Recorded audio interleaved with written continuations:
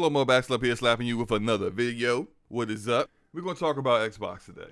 And what in particular about Xbox? Is it games? Not games. Not yet. We're going to talk about hardware. We're going to talk about potential of a diskless Xbox Series X and the potential of an Xbox mid-gen upgrade. And so let's just get into it. The Xbox Series X, a diskless Xbox Series X, is coming from Xbox Era, Nick from Xbox Era, and he said that he's heard multiple separate sources give him this information. Now, it could be outdated information, it could be current information, we don't know. But regardless of that, if there is a diskless, slightly cheaper version of the Xbox Series X that may come out, I mean, that's giving players more options. Cool, fine. That's what's up. That's fine. Now, I don't think that will move the needle for Xbox. I don't think that would generate a substantial amount of additional sales for the hardware. Hardware has been down compared year over year to last year, but it's a cool option to have, especially if someone wants an Xbox but they want more power than what the Xbox Series S provides, but they're also an all digital gamer. Then you have a demographic here that could potentially be touched. That said, I did want to discuss the potential of a Xbox mid-gen refresh, and I find it funny, right? Because it seems like when it comes to Phil Spencer, regardless of what he says, there are people who will always believe every word he says, and there are people who will always believe he's lying no matter what. But in this case, I don't think Phil Spencer is saying anything that isn't out of the ordinary for a platform to say in regards to potential new hardware they have yet to announce. Now, if you go back a couple of months to June, Phil Spencer was asked in an interview with Bloomberg if the Xbox Series consoles will have some kind of upgrade in the future. And Phil Spencer's response was, "That's not the feedback we're getting right now. Right now, we're pretty set on the hardware we have." Now, I find it funny because when Sega was asked after all the ABK documentation came out and it was revealed that Xbox had targeted Sega for acquisition, and that acquisition, of course, has not come to fruition yet, or may never. But when Sega's CEO said, "We're not looking to be acquired right now," so many people wanted to jump on the right now. He said right now, there's still a chance. Yet when Phil Spencer says, "We're not looking to upgrade new hardware right now," specifically says that's not the feedback we're getting right now. Right now, we're pretty set on the hardware we have. He said right now twice. All of a sudden, right now doesn't matter. All of a sudden, right now is different part English language that Phil Spencer is speaking. When has any platform ever confirmed the existence of unannounced hardware in interviews? This is all in response to a PS5 Pro that even Sony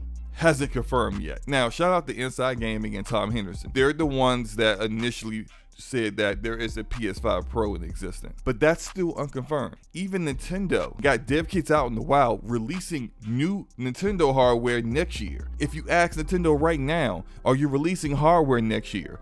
They would tell you no. They would not confirm it because they haven't announced it yet. So you fully expect Phil Spencer to be completely obvious and completely forthcoming and truthful about new hardware. You expect Phil Spencer to confirm the presence of new hardware for Xbox in response to unconfirmed rumors about his competitor. That makes no sense whatsoever.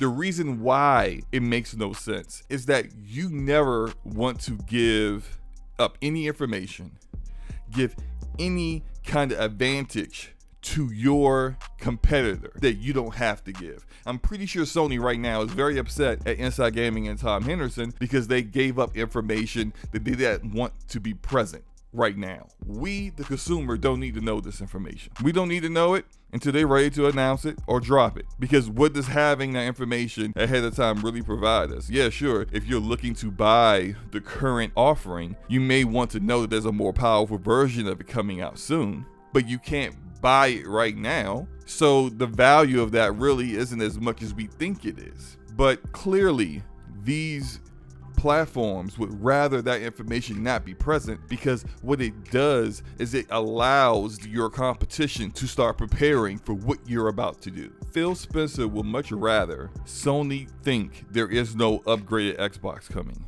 Because if he confirms the presence of a upgraded Xbox coming, then maybe Sony may start putting fillers out, trying to find out what they're working with. They both use AMD. Maybe they start to try to talk to AMD. Hey, maybe get someone to admit something that they weren't supposed to admit about exactly the specifications of the APU that's being powered in this new Xbox, so that maybe if their PS5 Pro isn't going to be as powerful, they can update some things here and there to make sure it's at least on par with an Xbox that will be coming out after their PS5 Pro. You don't want to give them any kind of advantage, so you say no. It's just wild to me that people don't see this for what it is. They said years ago they were still working on Xbox hardware, that they're continuously always working on new hardware, new prototypes, new ideas. So do I think there is a new Xbox in existence? Yes, I do.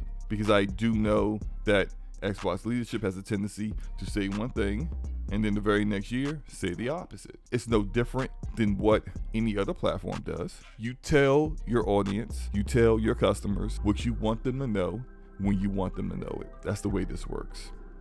So if you're thinking about, man, I don't like the fact that I'm getting games on these consoles that are only 30 frames per second, but I also don't want to build a PC or bother with perceived headaches of being a PC gamer, then you might have something coming out later on that might tickle your fancy. So anyway, that's all I gotta say. I'm getting out of here. Hit the like button if you liked the video. Hit the dislike button if you did. I don't care. It's all good. And hit the subscribe button if you want to see more content like this in the future. I'm out. Peace.